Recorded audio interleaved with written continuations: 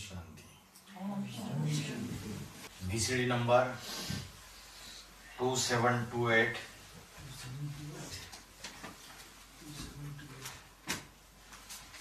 कल बात चल रही थी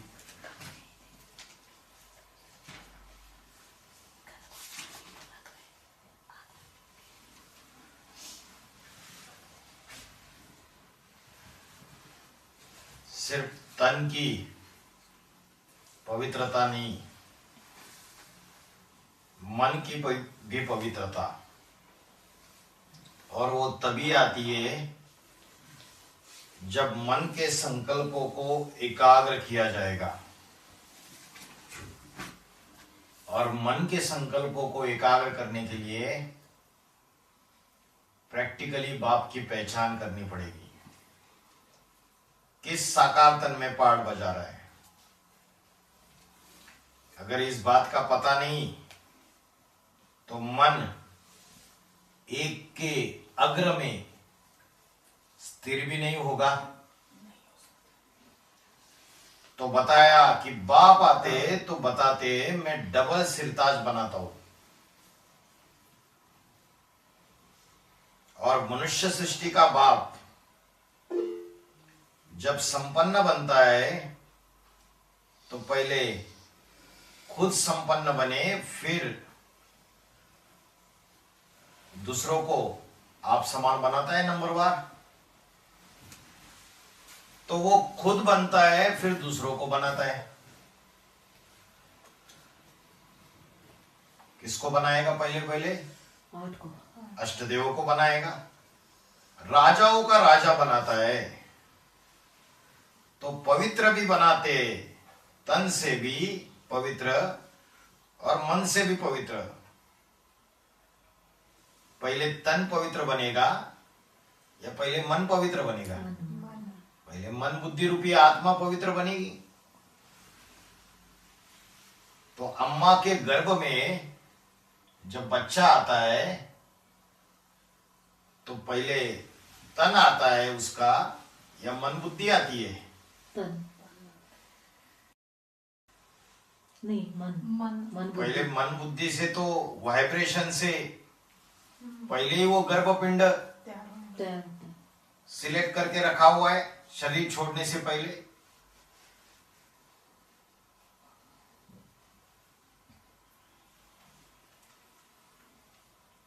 तो बोला जो मां के पेट में तन तैयार होता है,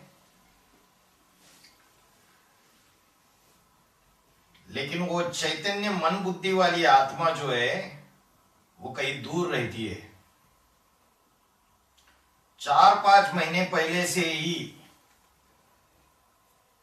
वो मन के वाइब्रेशन जो है उसके आधार पर बीज पड़ता है और जिस बीज से बच्चा पैदा होता है।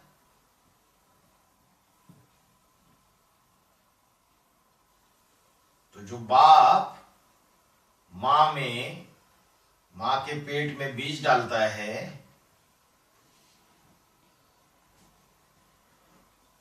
तो उसका जो कनेक्शन है बीज डालते वक्त, जो संकल्प है बाप का, उसका कनेक्शन उस आत्मा से जुड़ा हुआ है। किस आत्मा से? जो बच्चा बन के जन्म लेने वाला है। कैसे होती है प्रक्रिया? जैसे मोबाइल की फ्रीक्वेंसी होती है और वहां टावर रहेगा उस नेटवर्क का। समझो एयरटेल का नेटवर्क है या जियो का नेटवर्क है। उस एरिया में टावर रहेगा तो फ्रीक्वेंसी मैच करेगी और आपका मोबाइल का कनेक्शन होगा। वैसे आत्माओं की भी शक्ति और वाइब्रेशन के अनुसार उसकी एक फ्रीक्वेंसी है। किसी के हाई लेवल की फ्रीक्वेंसी है, किसी की मीडियम लेवल की फ्रीक्वेंसी है, किसी की नीचे लेवल की फ्रीक्वेंसी है। तो शरीर छोड़ने से पहले इस दुनिया में कोई तो ऐसा व्यक्ति होगा जिससे फ्रीक्वेंसी मैच खाएगी। जहां मैच खाएगी वहां जाके जन्म ले लेता है। शरीर तब छोड़ना है जब वो बीज परिपक्व हाथ पांव वाला पक्का बन जाए, निर्जीव पिंड में फिर प्रवेश करेगा। ऐसे ही बाप भी पवित्र बनाते। तो पवित्रता सिर्फ तन से नहीं, मन की भी पवित्रता। तन तो जड़ है और मन बुद्धि तो चैतन्य है। तो पवित्र भी बनाते और हिस्ट्री ज्योग्राफी भी पढ़ाते, इस सृष्टि की हिस्ट्री भी पढ़ाते। दुनिया वालों को जो हिस्ट्री पता है वो कब तक पता है? 2500 साल तक पता है। मॉडर्न हिस्ट्री कब के बाद? जब औरंगजेब ने शरीर छोड़ दिया, सन 1700 के बाद की हिस्ट्री जो है वो मॉडर्न हिस्ट्री है। 1707 में औरंगजेब ने शरीर छोड़ दिया। उसके बाद मुगलों का अंत हो गया, उधर मराठे शाही भी खलास हो गई और अंग्रेजों का धीरे धीरे वर्चस्व स्थापित होता गया। तो वो मॉडर्न हिस्ट्री हो गई। उसके पहले मेडिएवल हिस्ट्री, मध्यकालीन इतिहास, वो कब से कब तक? वो 12वीं शताब्दी से लेके 18वीं शताब्दी तक।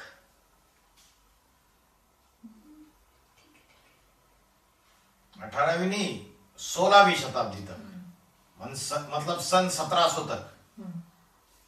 मुगलों का साम्राज्य जो है वो 1800 जब 57 की क्रांति हुई थी ना, उसके पहले अंत हो गया।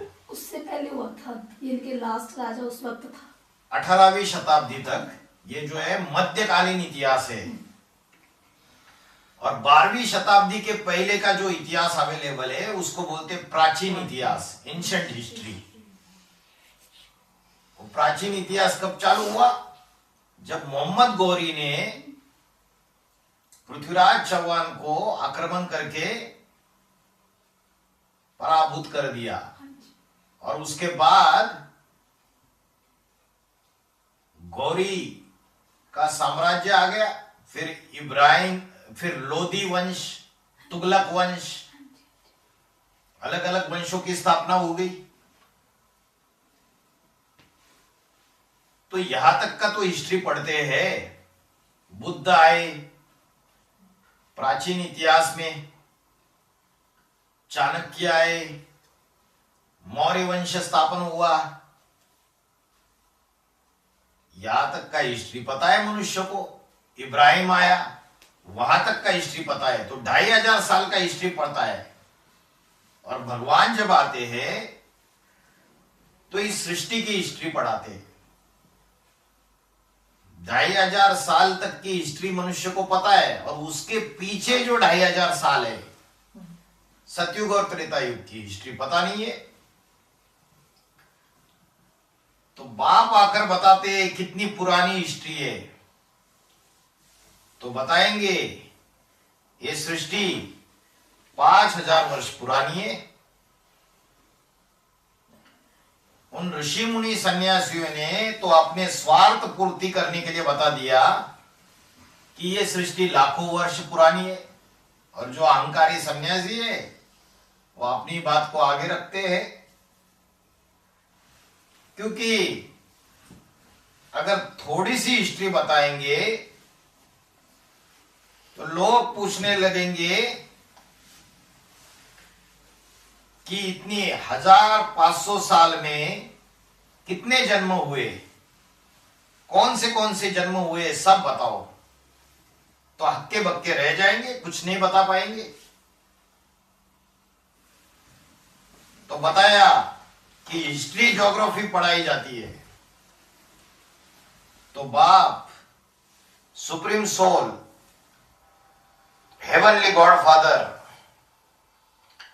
वेद का पिता, सृष्टि की हिस्ट्री भी बताते कि यह 5000 साल पुरानी हिस्ट्री है और ये हूबहू रिपीट होती है हर 5000 साल के बाद। कलयुग 1250 साल का है, इस बात के संकेत भागवत पुराण में भी आए, हरिवंश पुराण में भी आए, ब्रह्म वैवर्त पुराण में भी आए, महाभारत वन पर्व में भी आए। तो बच्चों को इन मुख्य मुख्य बातों की जानकारी चाहिए या नहीं चाहिए? चाहिए। और ये हूबहू रिपीट होती है 5000 साल के बाद। ये हिस्ट्री हूबहू रिपीट होती है। और बाप ज्योग्राफी भी बताते। सतयुग में इस सृष्टि में जो धरनी है वो कितनी बड़ी होगी और सागर कितना बड़ा होगा। सतयुग में सिर्फ उत्तर भारत की धरती रहेगी और धीरे धीरे धीरे धीरे धरती क्या हो जाएगी? विस्तार को पाएगी। द्वापार जब शुरू होगा तो इब्राहिम द्वारा इस्लाम धर्म स्थापन होता है, धरती और विस्तार को पाती है। अफ्रीका खंड, अरब खंड, इसमें इस्लामी लोग बसना चालू कर देते, फिर क्रिश्चियंस आते तो धरती और विस्तार को पाती है। सागर का एक हिस्से में से भूखंड बाहर आ जाता है और क्रिश्चियन के जो फॉलोअर्स है वो वहां रहना चालू कर देते हैं यूरोप धर्म खंड में। फिर धीरे धीरे धीरे ये धरती विस्तार को पाती है। तो ये एक्यूरेट हिस्ट्री और ज्योग्राफी बाप आकर बताते। पहाड़ कितने होंगे, नदियां कितनी होगी, सारी बुद्धि में बात आती है ना। वे सारे विस्तार के लिए बाप सिर्फ बेसिक नॉलेज देते हैं कि तुम ज्योति बिंदु आत्मा हो, मैं तुम्हारा ज्योति बिंदु बाप हूं। एक तरफ बोला भगवत गीता में अचिंत्य, चिंतन करने योग्य नहीं है, अप्रमेयस्य, जिसका नाप नहीं ले सकते, immeasurable, that can not be measured, measurement नहीं ले सकते, जिसका अनंत है, इंफिनिटी है। और दूसरी तरफ बोला कि मैं ज्योति बिंदु हूं। तो मतलब इतना सूक्ष्म है, अति सूक्ष्म है कि बच्चे उतनी सूक्ष्म स्थिति में पूरी तरीके से 100% तुरंत टिक नहीं सकते। इसलिए अभ्यास करने के लिए क्या बोला? जैसे आकाश में सितारा चमकता है, छोटा सा सितारा, बड़ा सितारा नहीं, एकदम छोटा सितारा, उसको याद करने का अभ्यास डालो। उसको अभ्यास डालेंगे, धीरे धीरे धीरे धीरे बुद्धि और सूक्ष्म होती जाएगी। तो बोला बाप तो सार में बताते हैं कि आत्मा ज्योति बिंदु स्वरूप है और परमात्मा भी ज्योति बिंदु स्वरूप है।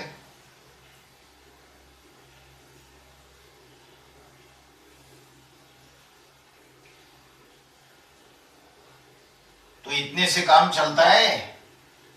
इतना ज्ञान बताने से बच्चे तो भाग जाएंगे। तो बाप विस्तार भी करते हैं ज्ञान का।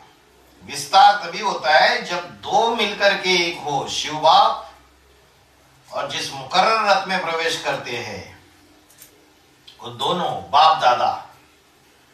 आत्माओं का बाप सुप्रीम सोल है बाप, और दादा जो है वो जन्म मरण के चक्र में आने वाली जो आत्मा है उनमें बड़ा भाई हो गया दादा। और बड़ा भाई क्या होता है? बाप समान होता है। और परंपरा संगम युग में जब बाप आते तो ये परंपरा डालते। कौन सी परंपरा डालते? जो बड़ा बच्चा है बाप का, इस सृष्टि रूपी रंगमंच पर प्रत्यक्षता रूपी जन्म लेता है संसार में, सारे संसार को पता चलता है कि ये जो बड़ा बच्चा है आत्माओं में, बड़ा भाई, दादा जिसको कहेंगे, वो सारे संसार को पता चल जाता है। तो बड़े बच्चे को राजाई दी जाती है। सुप्रीम सोल शिव तो बिंदु है, और राम वाली आत्मा वो तो साकार शरीरधारी है। तो साकार को राजाई देगा, है ना।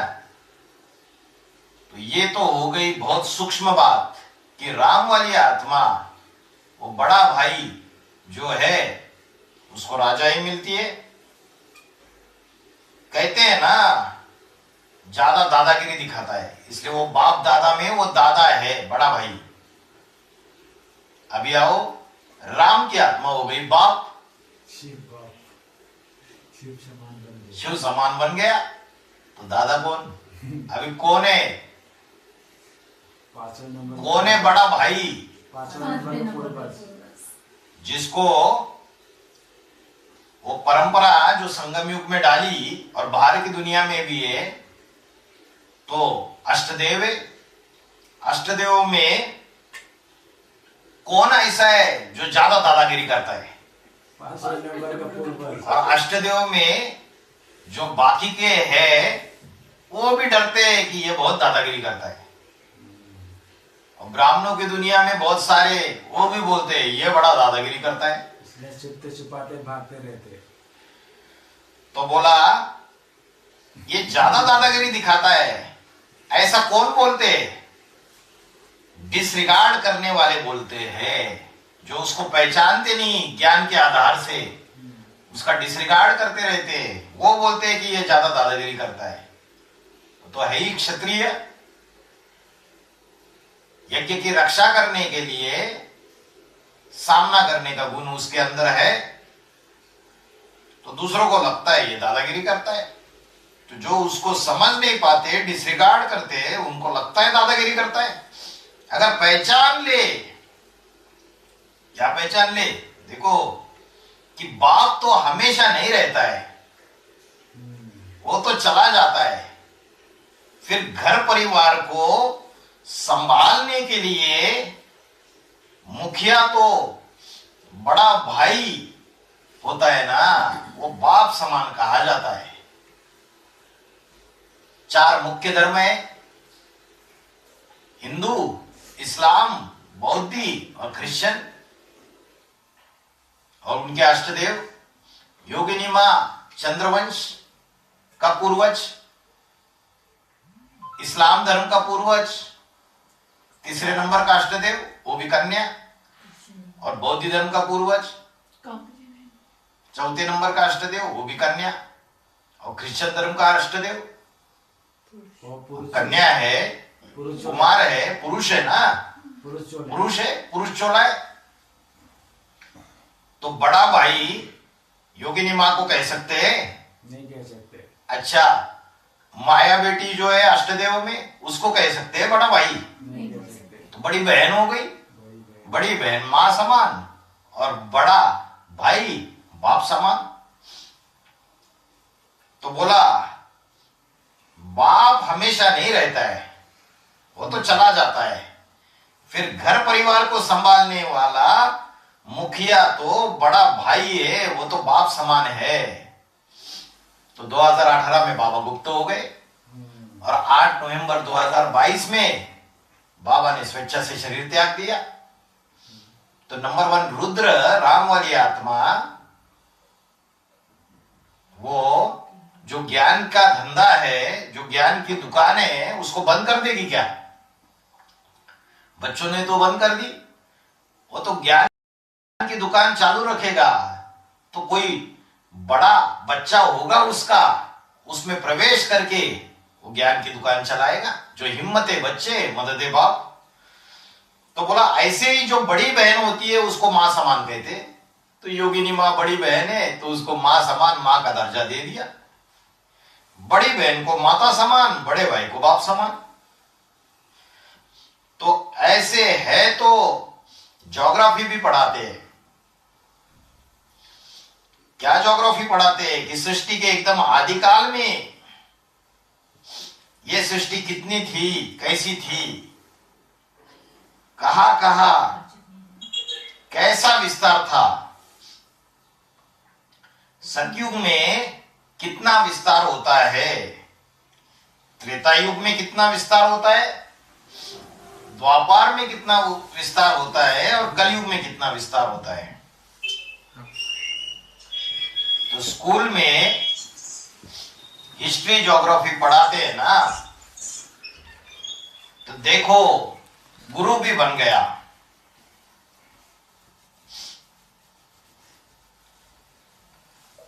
गुरु माना भारी।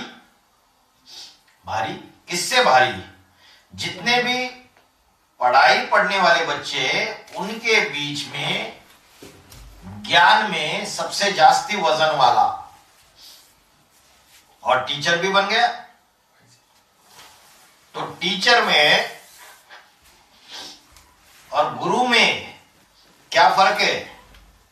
क्या फर्क है टीचर और गुरु में? टीचर सिर्फ नॉलेज देता है, पढ़ाई पढ़ाता है, और गुरु प्रैक्टिकल में भी करके दिखाता है। गुरु उसको कहा जाता है जो सद्गति करे। अभी जो दुनिया में जो गुरु गोसाई बैठे हुए हैं, ये महाराज वो महाराज, वो सद्गति करके दिखाएंगे? ना खुद की सद्गति करते हैं, कर पाते हैं, ना दूसरों की सद्गति कर पाते। सद्गति अलग बात है और गति अलग बात है। गति कहते हैं चाल को, जैसे कहते हैं किसी का स्पीड 1 घंटे में 5 किलोमीटर चल सकते हैं, तो ये वो भी गति। पुरुषार्थ की भी गति होती है, तीव्र गति का पुरुषार्थ। आत्मा की जो गति है बहुत तीव्र गति होती है, तो कहेंगे तीव्र पुरुषार्थी। और आत्माओं के बाप की भी कहेंगे। जितना ज्यादा सूक्ष्म होता है उसकी उतनी ही तीव्र गति होती है। क्या बात बताई? जितना ज्यादा सूक्ष्म होता है उसकी उतनी ही तीव्र गति है।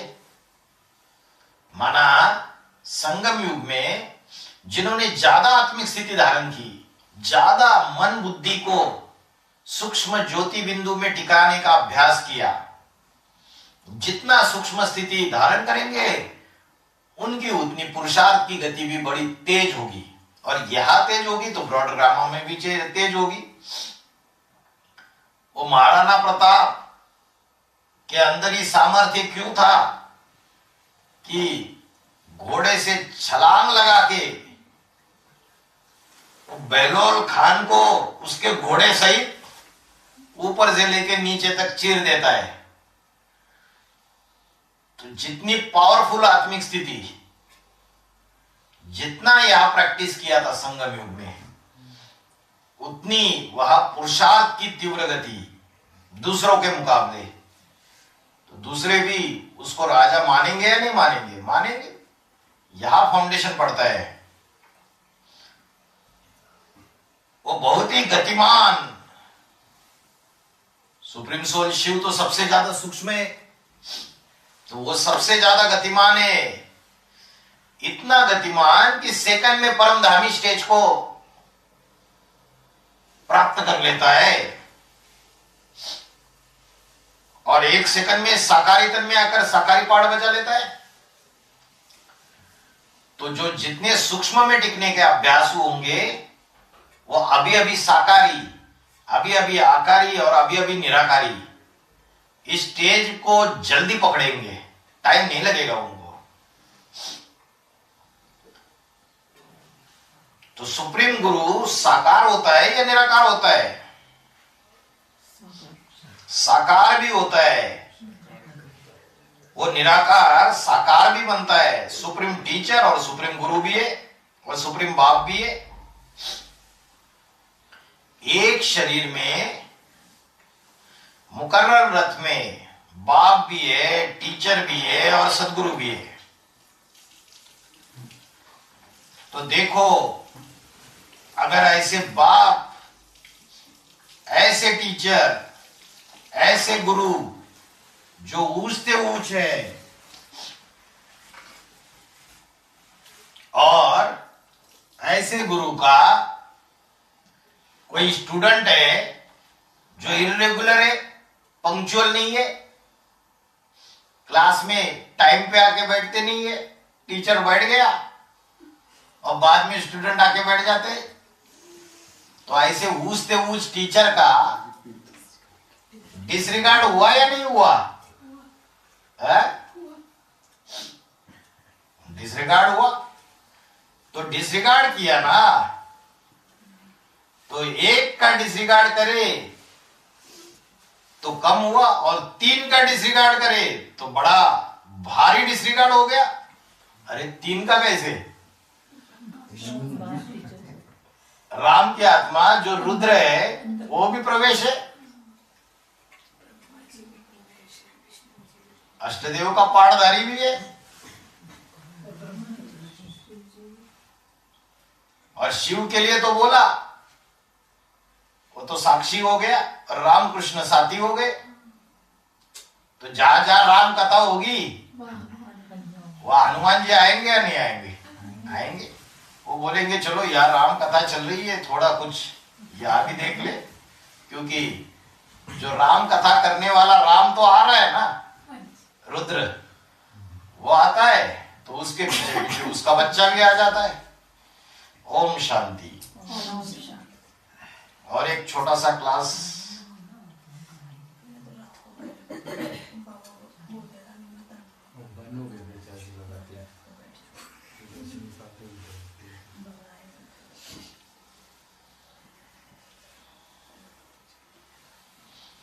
VCD 2971 प्रातः क्लास 4 दिसंबर 1967। बाबा ने व्याख्या की थी 13 अगस्त 2019। बाबा गुप्त होने के बाद वाणी चली थी।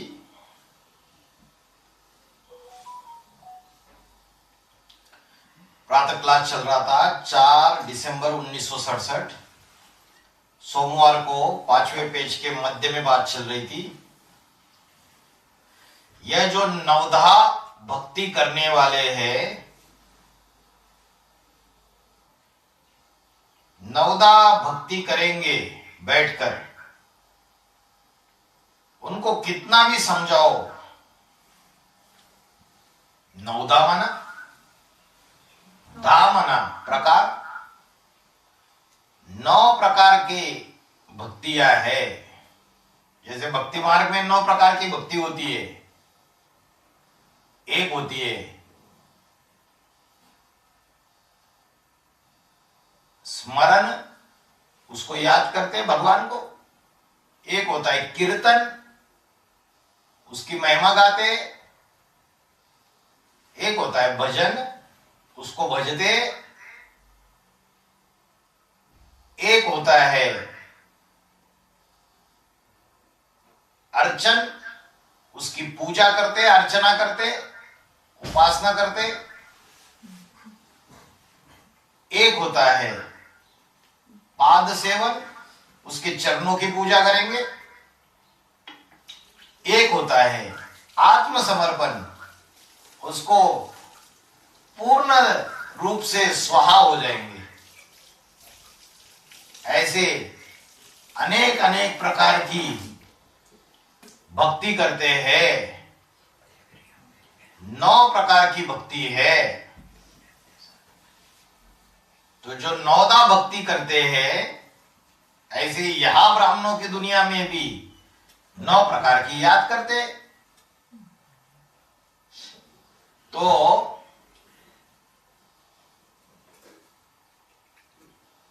9 प्रकार के चक्कर चलाने की जरूरत नहीं है। अरे चीज तो एक ही है ना। जिसे देखेंगे तो बाप कहते ये समझने लायक है। जब आत्मा को नहीं देखा तो परमात्मा को कैसे देखेंगे? अभी ब्राह्मणों की दुनिया में ये समझ पा रहे कि चीज तो एक ही है, एक ही राम की आत्मा नंबर 1 रुद्र जो शिव समान बन गई वही अष्टदेव में प्रवेश करती है। इस बात को समझ पाती है ब्राह्मणों की दुनिया सारी? नहीं समझ पाती। जब आत्मा को नहीं देखा है तो परमात्मा को कैसे देखेंगे? ये तो सभी जानते हैं ना कि हम आत्मा है, परंतु गड़बड़ क्या है? गड़बड़ है कि हम आत्मा को देख नहीं सकते। इन आंखों से देख सकते हैं? नहीं देख सकते। तो आत्मा को हम देखें कैसे? क्योंकि जिनकी हम भक्ति करते हैं, नवदा भक्ति करते हैं, उनके तो चित्र बने हुए हैं भक्ति मार्ग में, मंदिरों में, उनको तो देख सकते। और आत्मा अति सूक्ष्म ज्योति बिंदु है, ये तो समझने की चीज है ना, देखने की चीज नहीं है। तो उनको कैसे देखे? क्योंकि इतनी जो छोटी आत्मा समझते हैं, कहते हैं चमकता अजब सितारा भ्रुकुटी के बीच में, भ्रुकुटी के बीच में चमकता अजब सितारा, साहिबानु लगता प्यारा, बड़ा प्यारा लगता है, माना बहुत छोटी है। बच्चे ये तो सभी जानते हैं और उनके लिए बहुत हिस्ट्री बनाई गई, कोशिश किए कोई इसको देख सके इन आंखों से। व्यक्त माना जो स्थूल आंखों से देखा जा सके उसे कहते व्यक्त। इसलिए चित्र बनाए, देवताओं के मूर्तियां बनाई ताकि उसको देखा जा सके। शिवलिंग को भी बड़ा आकार दे दिया। जो इन स्थूल आंखों से नहीं देखा जा सकता उसे कहते हैं अव्यक्त। और भगवत गीता में क्या बोला? अव्यक्तम अचिंत्य। वो अव्यक्त है, इन आंखों से देखी नहीं जाती है आत्मा, अचिंत्य है, उसका चिंतन नहीं कर सकते, वो अति सूक्ष्म है, अप्रमेयस्य, उसको नाप नहीं सकते हैं। कोई बीच में एक आया था, कोई साइंटिस्ट बोला हमने एक्सपेरिमेंट करके देखा आत्मा इतनी ग्राम है। वही ग्राम, मिलीग्राम, कोई ग्राम का भी सूक्ष्म रूप। तो ये सारे गपोड़े हैं। तो जो व्यक्ति आके है वह अव्यक्त को कैसे देखेंगे? व्यक्ति को देखने के लिए आंखें व्यक्त चाहिए और अव्यक्त को देखने के लिए अव्यक्त चाहिए। तो आत्मा को जो ज्ञान के नेत्र मिलते हैं, ज्ञान की आंख मिलती है, वह आंखें कोई ऐसी आंखें नहीं है, वह ज्ञान की आंखें है, ज्ञान चक्षु है। जैसे आंखों में चश्मा चढ़ाते हैं तो छोटी चीज जो पहले दिखाई थी वो चश्मा लगाने से थोड़ी बड़ी दिखाई देती है। तो ऐसे ही ज्ञान की आंखें है और ये ज्ञान अति सूक्ष्म है, अति गुह्य है। गुह्यात गुह्यतरम ज्ञानम। जैसे आत्मा सूक्ष्म है वैसे ज्ञान भी सूक्ष्म है, महीन है। तो ये जान रहे हो कि हम आत्माएं तो है पर कितनी छोटी है।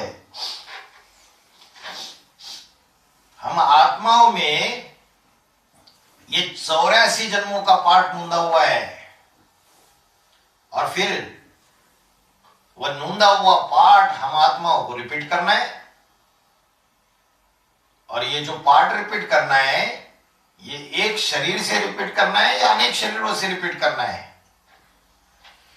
अनेक शरीरों से रिपीट करना है। 84 जन्मों में जो हमारा पार्ट मूंदा हुआ है वह रिपीट तो करना है ना, फिर रिपीट करना ही है। तो ये जो समझानी मिलती है ना, ये समझानी और कोई दे नहीं सकते। किसके पास भी ये समझानी नहीं है, तो ये समझानी जरूर समझाना चाहिए। ईश्वर भगवान ही देते हैं, और भगवान की तो बहुत ही हमको यादगार करनी है। भगवान की जो मत मिलती है उसे कहेंगे श्रेष्ठ मत। श्रेष्ठ बनने के लिए श्रेष्ठ मत, तो उनकी मत पर भी चलना पड़ेगा। जो श्रेष्ठ से श्रेष्ठ मत है वह एक होगी। जो श्रेष्ठ से श्रेष्ठतम है उसी से आएगी ना, बाकी उसके मुकाबले भ्रष्ट हुए ना, तो भ्रष्ट कैसी मत देंगे? मत भी भ्रष्ट देंगे ना। तो बाबा ने बोला घड़ी घड़ी तुम बच्चों को श्रीमत पर चलना है, हर कदम श्रीमत पर चलना है। तो ब्रह्मा बाबा ने शरीर छोड़ दिया, तो श्रीमत किसकी? दीदी दादियों की, शिव बाबा की। तो कैसे शिव बाबा श्रीमत देता है? शंकर के पाठधारी के द्वारा श्रीमत देना चालू कर दिया। और जब शंकर शिव समान बन जाता है 2018-19 में, तो वो आत्मा संपूर्ण बनने के बाद अपना शरीर स्वेच्छा से त्याग देती है 2022 में। तो फिर श्रीमत किसकी कहेंगे? वो जो शिव समान बन गया शंकर, वो अष्टदेव में प्रवेश करता है, भले टेम्पररी रूप से प्रवेश करके 2028-29 तक उनके द्वारा श्रीमत देता है या नहीं देता है? देता है। उसको श्रेष्ठ मत कहेंगे या भ्रष्ट मत कहेंगे? श्रेष्ठ मत कहेंगे। तो उस मत पर चलना पड़े।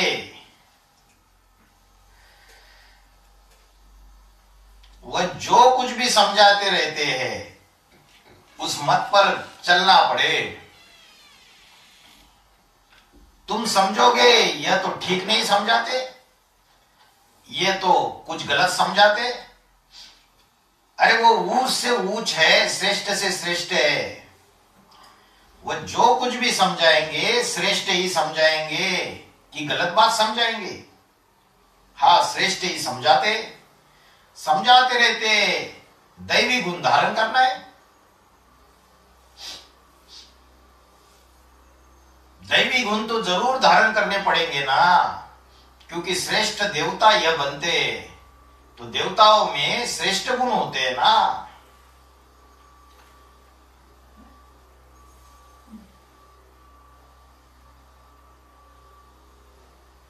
खान पान भी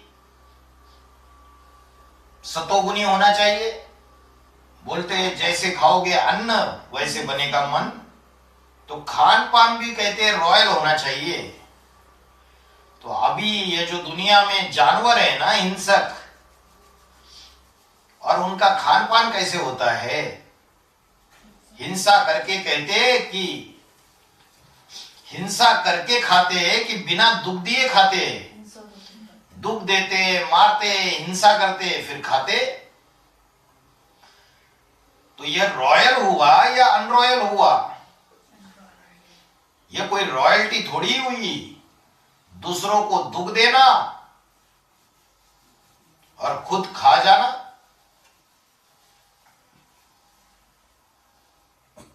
खान पान चाहिए अच्छा, जो आया वो पेट में, ऐसे नहीं। अरे कोई भी कायदा कानून तो होना चाहिए ना। जो आया माना कोई चोरी चकारी रिश्वत करके लाया, और तुमको पता है ये तो करोड़पति अरबपति है, आज की दुनिया में जो बड़े बड़े करोड़पति है वो बिना रिश्वत, बिना चोरी चकारी, बिना झूठ, छल, छिद्र, कपट के बिना कोई करोड़पति, अरबपति बनता है क्या? तो तुम कायदा कानून कुछ भी नहीं बनाया ना, बस जो आया वो यूज कर लिया। तो ये कायदा कानून होना चाहिए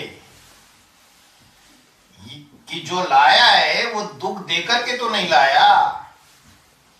कोई भी चीज लाई, कोई धन संपत्ति लाया, कोई रुपया पैसा लाया तो दूसरों को दिल दुखा करके तो नहीं लाया।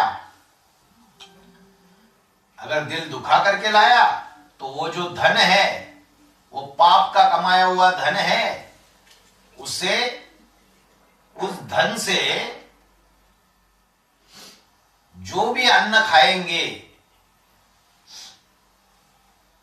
तो उसका प्रभाव खाने वाले के ऊपर पड़ेगा या नहीं पड़ेगा? पड़ेगा। तो कायदा कानून होना चाहिए ना, चलन वगैरह, आवाज वगैरह, क्योंकि तुम तो देवता बनते हो। जो राक्षस है वो जोर से चिल्लाते कि देवता है जोर से चिल्लाते। अरे देवताओं की भाषा तो इशारे की भाषा होती है। कम बोलो, धीरे बोलो और मीठा बोलो। बहुत है जो बोलते भी नहीं है। तो तुम देवता बनते हो ना। बच्चे तुम तो कहते हो हम नारायण बनेंगे। नार माना ज्ञान जल, आयन माना घर, सदैव ज्ञान जल में रमन करने वाले बनेंगे। तो जो ज्ञान है वह कर्मेंद्रियों से आता है क्या? अरे ज्ञान कर्मेंद्रियों से थोड़ी आता है, ज्ञानेंद्रियों से ज्ञान आता है। और ज्ञानेंद्रियों को भी कंट्रोल करने वाला मन है और मन को कंट्रोल करने वाली बुद्धि है। तो मन बुद्धि का उपयोग करने वाले नारायण बनेंगे। सिर्फ कर्मेंद्रियों का कर्म करते रहेंगे और ज्ञानेंद्रियों का जो धंधा है उस पर ध्यान नहीं देंगे तो फिर नारायण नहीं बन सकते। ज्ञानेंद्रियों से ऊपर है मन, मनन चिंतन मंथन करने वाला।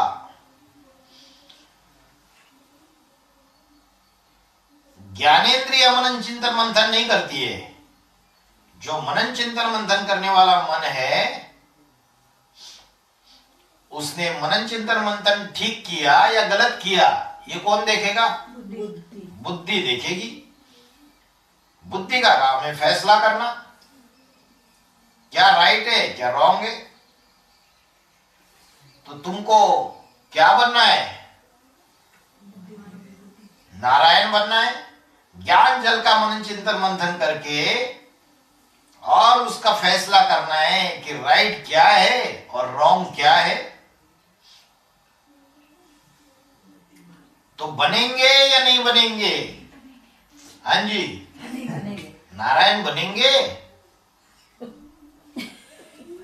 या नारायण जैसा बनेंगे? अच्छा बनेंगे तो वह तो बड़ा रॉयल एक ही होगा ना। बस मन बुद्धि का आधार लेके मनन चिंतन मंथन फैसला करेगा ना, क्या राइट है और क्या रॉन्ग है, क्या सच्चा है क्या झूठा है। यह तो तुम बच्चे जानते हो।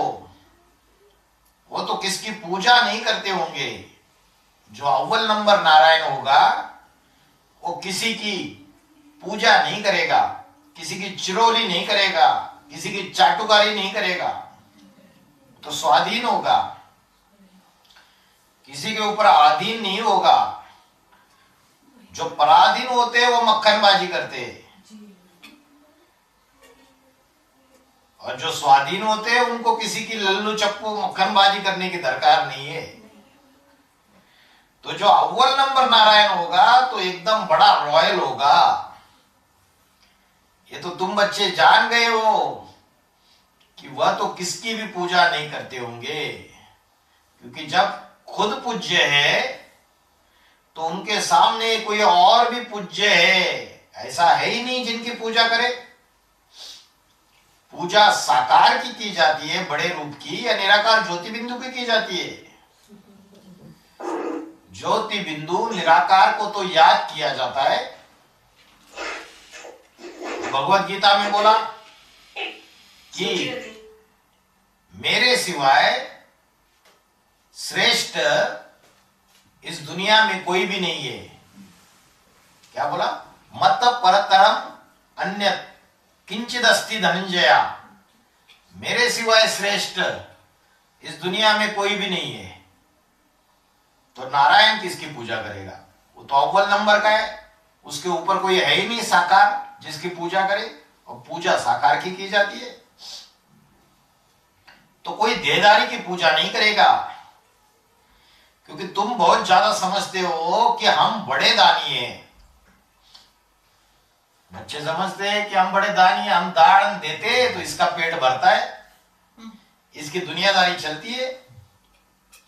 अगर नहीं देंगे तो कैसे चलेगा?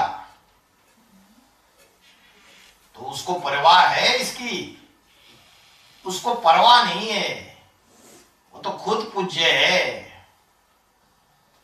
वो किसी को पूजेंगे नहीं। यह हो ही नहीं सकता कि अव्वल नंबर नारायण जो आदि नारायण है इस सृष्टि रूपी रंगमंच पर जो हीरो पाटधारी है वो बैठ के किसी की पूजा करे, यह हो नहीं सकता।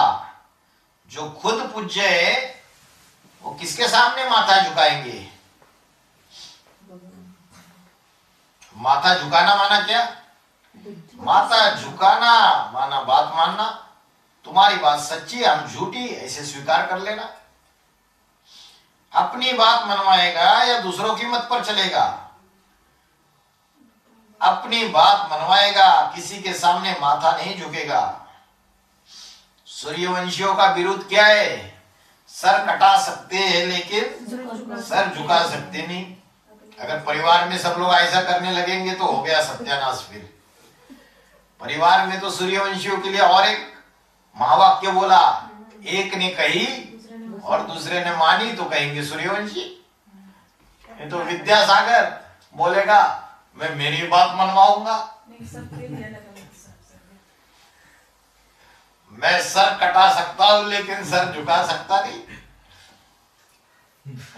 फिर परिवार बनेगा, संगठन बनेगा।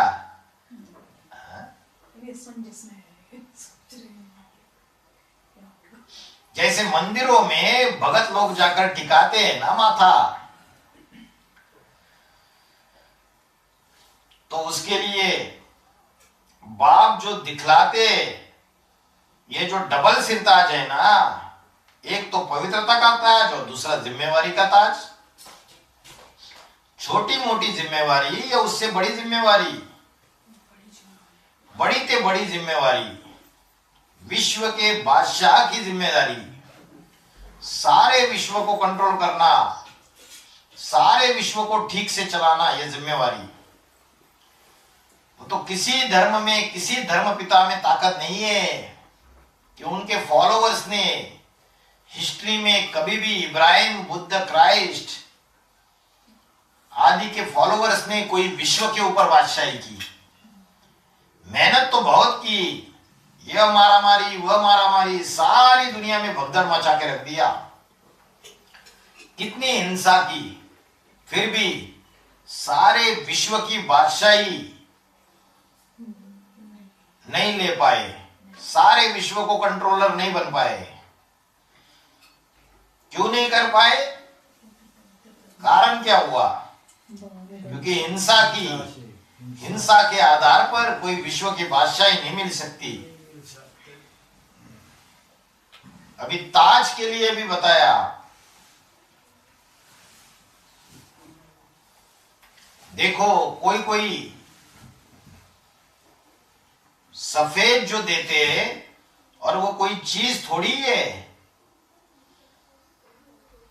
जो देते तो भाई ये पवित्रता की निशानी है, क्या सफेद रंग जो है पवित्रता की निशानी है।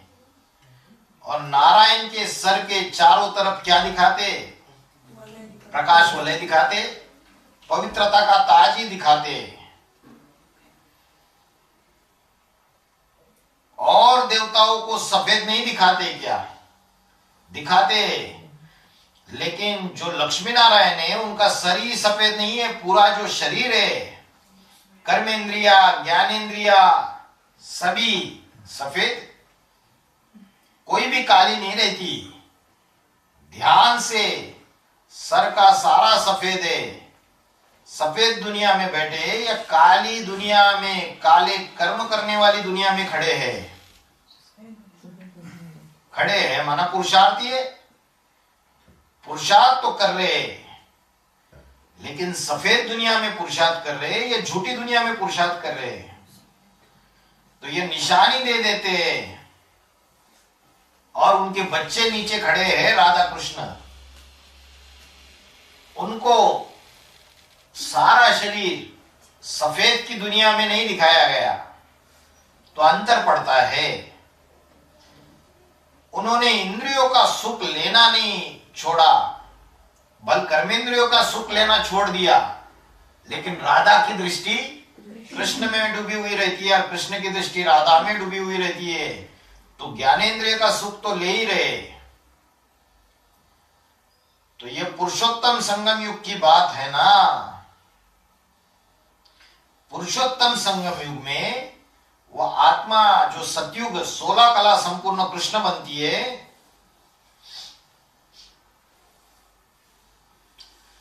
इससे ऊपर उनकी कला नहीं होती।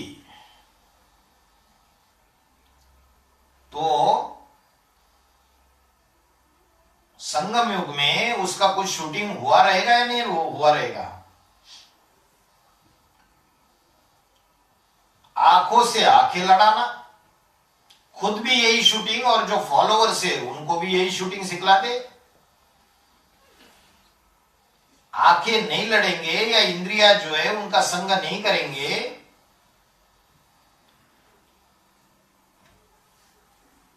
तो योग नहीं लगेगा। तो योग कोई इंद्रिया से थोड़ी होता है। योग तो मन बुद्धि का होता है। मन बुद्धि को एकाग्र करो और आत्मा को याद करते हुए परमात्मा को याद करो। जब मन बुद्धि की एकाग्रता धारण करे तो ऐसे ही 8 लक्ष्मी नारायण बने, जो आदि लक्ष्मी नारायण की आदि प्रजा सृष्टि की बने। 9 प्रकार के ब्राह्मण तो 9 प्रकार के देवताएं, क्योंकि ऊंच से ऊंच देवता है महादेव की औलाद। और तो सब साधारण देव है और वो महादेव, वो इंद्रियों का सुख भोगने वाले हैं, उसके जो फॉलोअर्स है, या अतीन्द्रिय सुख भोगने वाले हैं। अतीन्द्रिय सुख भोगने वाले, विष्णु लोक का सुख भोगने वाले। क्योंकि विष्णु लोक का जो सुख है वो कर्मेंद्रियों का सुख नहीं है, ज्ञानेंद्रियों का भी सुख नहीं है, उससे भी परे का सुख है, अतीन्द्रिय सुख है। ओम शांति। ओम शांति। ओम शांति। ओम शांति।